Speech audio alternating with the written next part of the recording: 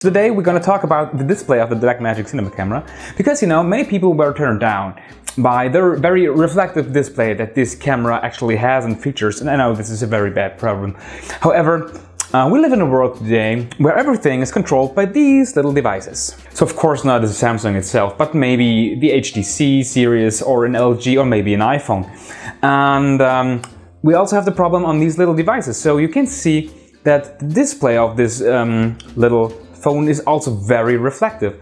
However, there are people who invented some protective screens for telephones. Of course, you may know them, for normal view like I have on my phone here, but also they invented special gels or foils or whatever you might call them that reduce the reflection on the screen.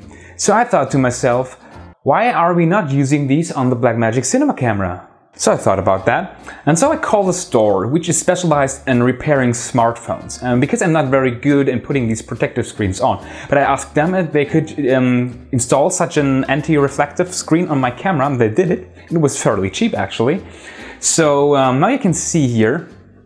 Of course, when I put this here on the camera and I'm recording this, you can see there's somewhat a bit of reflection.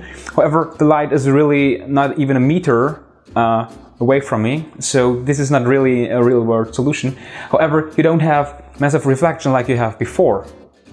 And as you can see here now, we can perfectly see everything on the screen, and we don't have the clear, crisp reflection, and it is a lot better to see and a lot better in bright sunlight.